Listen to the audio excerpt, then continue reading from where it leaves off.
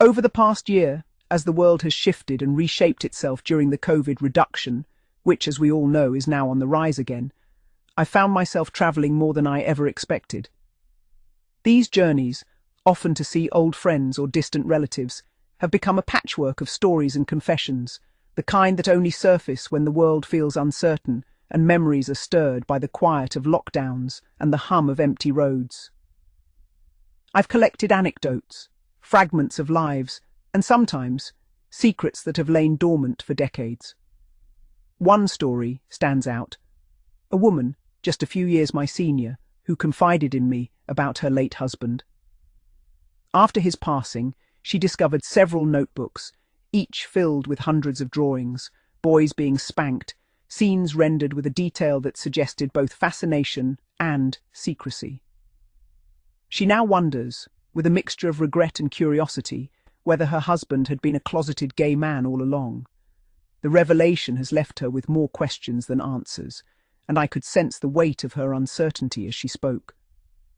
Sexual preferences are, of course, deeply personal, rarely the sort of thing one would bring up in casual conversation, and certainly not something I'd usually mention here. But in this context, it feels relevant. Still, I advised her gently.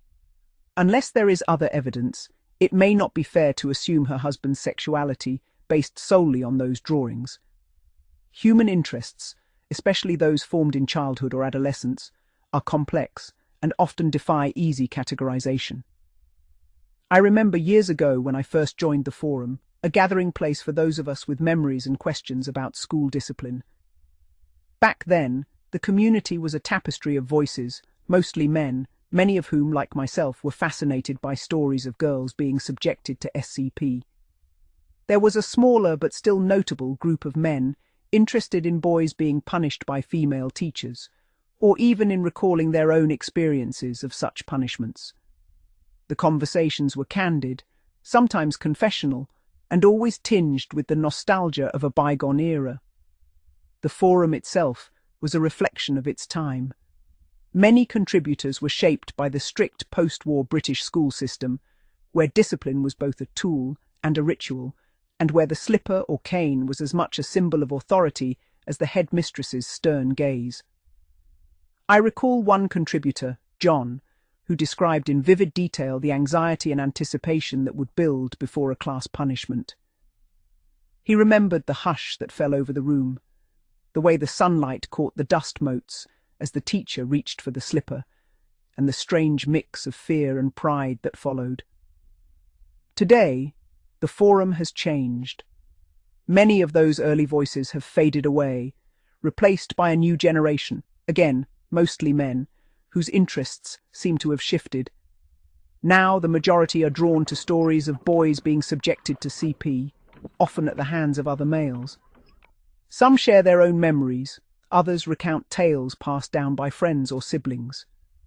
The tone is different, perhaps more introspective, but the fascination remains. I don't think I'd be unfair in saying that these new contributors are, by and large, interested in the experiences of boys, either their own or those of their contemporaries. There's a recurring theme, the desire to understand, to process, and sometimes to relive those moments of discipline, whether as a source of shame, pride, or simply curiosity.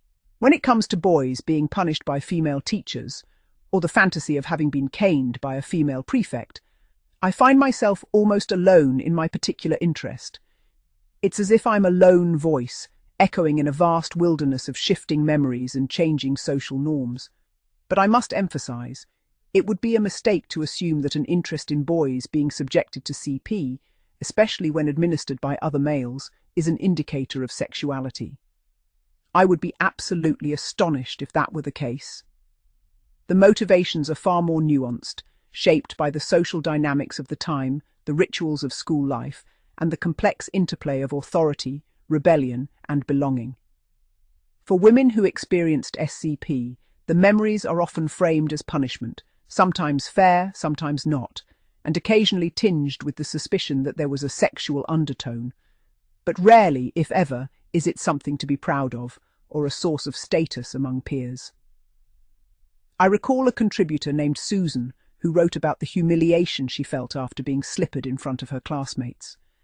She described the burning shame, the whispered gossip, and the way it lingered long after the marks had faded. For boys, however, the experience could be very different.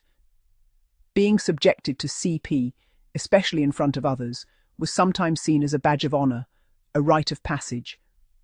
There was a strange camaraderie in comparing stories. Who had been whacked, how hard, and by whom? Peer esteem, self-esteem, even the pecking order of the playground could hinge on these details. I remember David, another forum regular, who recounted how he and his friends would boast about their punishments, each trying to outdo the other with tales of stoicism and bravado. I repeat, it's simply not accurate to draw conclusions about sexuality from an interest in these stories. The emotional impact, the social dynamics, and the personal reflections are far more complicated than that. And yet, there are always exceptions. While most women I've spoken to recall SCP as a source of embarrassment or resentment, there are those rare individuals who saw it differently. One such exception was B, a girl I witnessed being slippered in class when she was 7 or 8.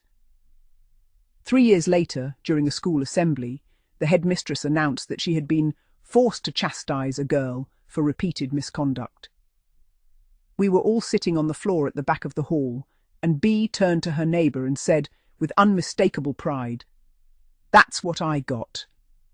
In that moment she seemed to wear her punishment as a badge of honour, expecting her status to be elevated among her peers. These stories, woven through the fabric of post-war Britain, shaped by the values and anxieties of the era, remind me how complex and deeply personal our memories of childhood discipline can be. They are not just about pain or shame, but about identity, belonging, and the ways we make sense of authority and rebellion. As I continue to travel and listen, I am struck by how these echoes of the past still shape us, long after the slipper has been put away and the school bell has rung for the last time.